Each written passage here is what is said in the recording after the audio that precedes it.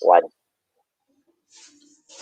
Hello guys and welcome to IRM1501 Introduction to Research Methodology. My name is Francis. I'm a tutor with Tutorvolt. I'll be taking you through this module, and I wish you guys all the best. I'm sure we'll work very well together. So I'm just going to start by introducing the module. IRM 1501, like I said, and just tell you guys in a nutshell what this module expects of you. So I'm just gonna flight my screen there. I'm sure you can see that in a nutshell, the purpose of this module is to enable you guys to be able to apply relevant sources to a given scenario through researching various fields of the South African legal system. So that is the first expectation for you guys at the end of this module. When you go through all the study units, we expect you to be able to do these things by the time that we're done. And I'm very confident that we'll be able to do that if we work together properly.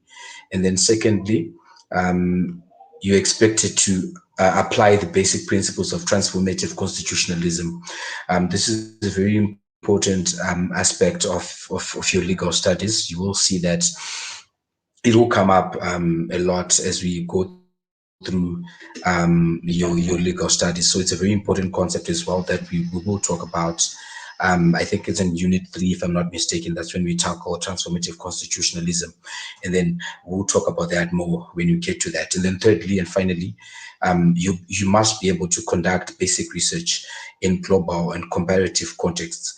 Because we're studying law, you'll be presented with a lot of scenarios that require you to be able to apply what you'd have learned in this module in terms of research in both in global and comparative context as well, to be able to compare and contrast the laws that you face from different jurisdictions.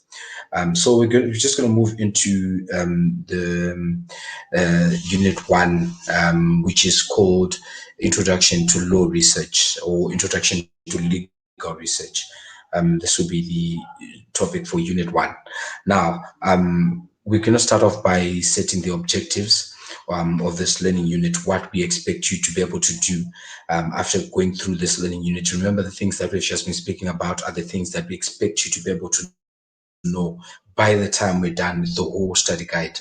But these objectives that I'm going to lay out, they're the ones that are necessary for Unit 1. So by the end of this study unit, you should be able to do the following. Let me just go back there quickly. Right. By the time we're done the study unit, you should be able to define research. If you're asked to provide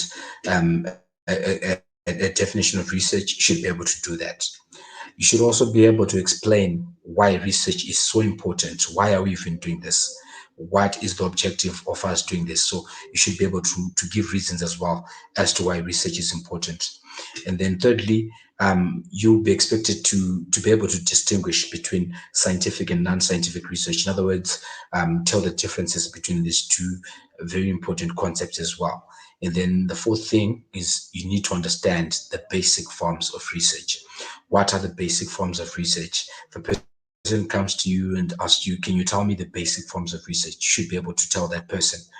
And then lastly, and very, very importantly, I cannot overstate the importance of this last part, which is referencing. I cannot overstate it.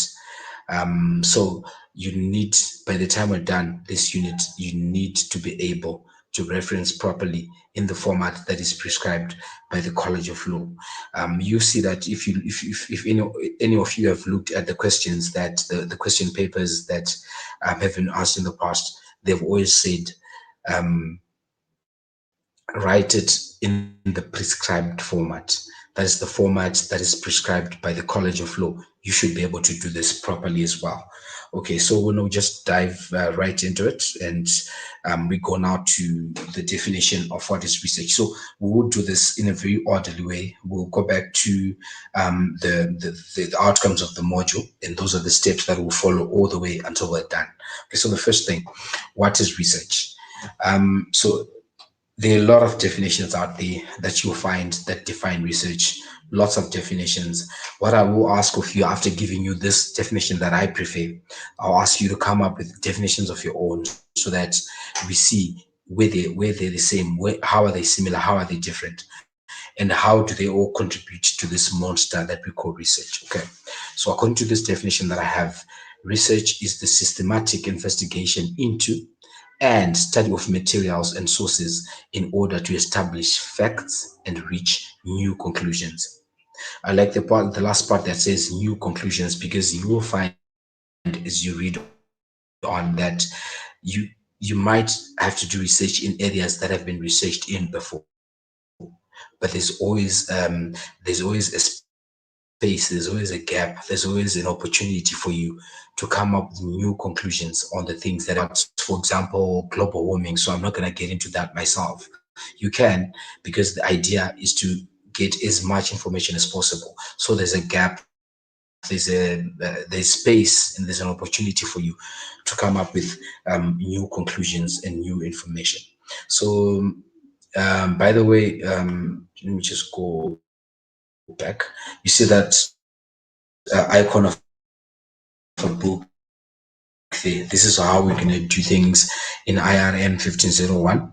We're going to work with activities, so that this is a way that I find out if we're on the same page. Because sometimes I can speak and speak and then go horse doing it. But as long as you guys are not following up, as long as other activity there, if you look at, you will see that there's an activity there that is just the same as this one. What you're supposed to do, your job is to find 5 different definitions of research. Just find 5 different definitions of research. This is how you research. Research is already started, by the way. Go out there and find 5 different definitions of research. Should it be on the research different from the one that I've just given you guys? Okay, so just to emphasize, research is the systematic investigation into and study of materials and sources in order to establish facts and reach new conclusions. That is the definition that we're going to work with. Okay, so I'm just going to move on to the next part of this presentation that says, why is research so important? Why are we even doing it? If you look at the reasons that I've just given, I think, 3 or 4 reasons, but that is not all. There are a lot of reasons out there why research is done. So that'll be the subject of our next activity. For now, I'm just going to give you the ones that I have. Research keeps you well informed with new information on a certain subject. To be the first point that I share with you guys, and the reason is simple. The reason is because this is legal research. Now, if you're going to rely on things that have been written about a subject that are things of the past, you're not going to go very far in your legal research, because someone is going to tell you that no, the law has actually changed with regards to what you're talking about. So why is it important for lawyers to do their research? It's important because the law is not stagnant. We will learn about that as well when we speak of transformative constitutionalism. The law evolves. New things are talked about on a daily basis. Laws are changing.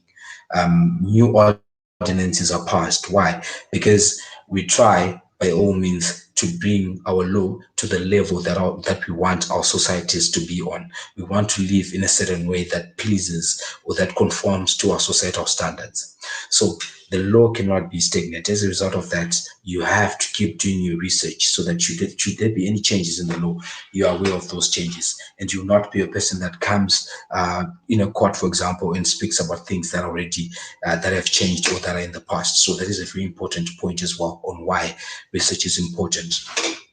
And then secondly, research clarifies possible confusion when reading expert opinions.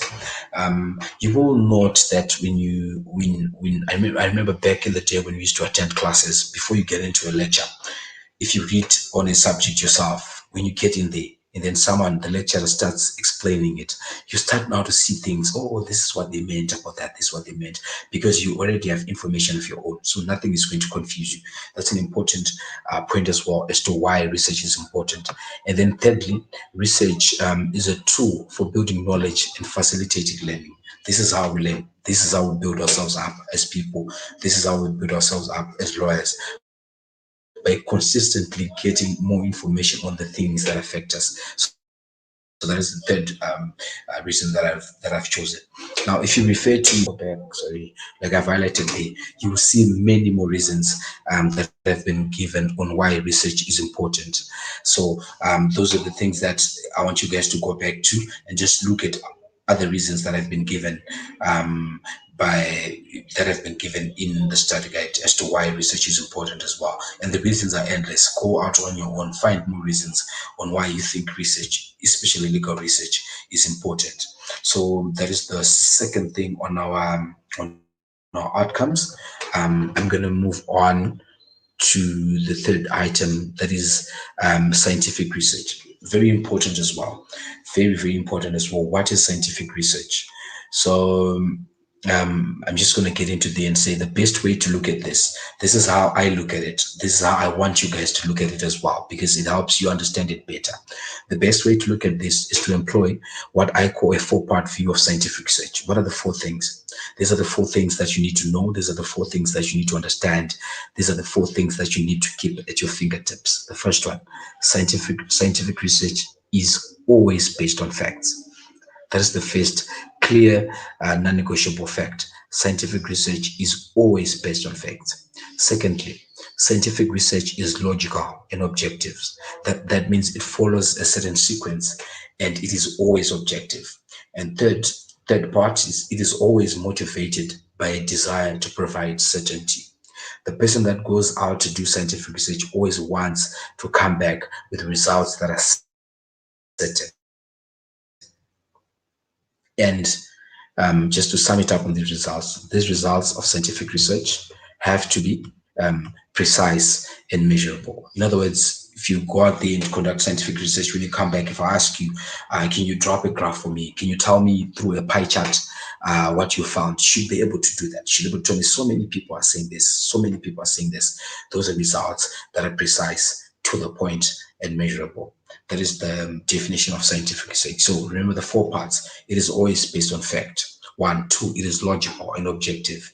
3, it is always motivated by a desire to provide certainty. And fourthly, the results of scientific research are precise and measurable. Those are the four things to your heart. Those are the things that should always be at your fingertips. Okay, so moving on, we're not going to move on to non-scientific research. What is non-scientific research? Okay, so the first thing that you note from the definition that I've just provided you with of scientific research is that this is now the opposite. We've taken the science out of this. We've taken the logic out of this. We've taken the preciseness out of this. We've taken the facts out, and we've taken the measurability of the results out of this. So what is it? It is not as logical or as organized as scientific research. The techniques employed do not follow specific scientific methods. So, by definition, we can say it is careless and based on casual observations made by the researcher, and its results are neither logical or measurable. That is the definition of scientific research. I'm just going to read that again. We say it is careless and based on casual observations made by the researcher, and its results are neither logical nor measurable. That is the definition of non-scientific research that we're going to work with. Okay, so I'm just going to go on an activity there. That's activity 2. It says find more differences between scientific and non-scientific research. That is the second activity that I want you guys to look at. You can refer back to the study guide as well. If there are any differences there, just note them down. This is how we learn. Find as many sources as possible as well of this, and then give us more differences between scientific and non-scientific research. So I'm just gonna move on now towards the end of our objectives for learning unit one. So we said that we should be able to, after we learn this unit, the learning outcomes of unit one, we should be able to define research. We should be able to explain why research is important, which we've done. We should be able also to distinguish between scientific and non-scientific research. So there's a part that I've left out from the notes, that a part that's really important as well, because I wanted to address it separately. This is the part now that looks at the basic forms of research. We need to understand the basic forms of research. And then the last part as well looks at referencing. And I wanted to do these two separately, because they take some understanding of their own, so that we can be sure of what we're doing. We can be sure of how we want to proceed. So in the next presentation, I'm going to talk about the basic forms of research, and particularly focus on the forms of research that affect the College of Law, the forms of research that affect law students, the forms of research that affect people that want to get into legal research. Those are the things that we're going to talk about. And then importantly, very, very importantly, I'm going to introduce you guys to referencing in the prescribed format that is demanded by the College of Law. Thank you.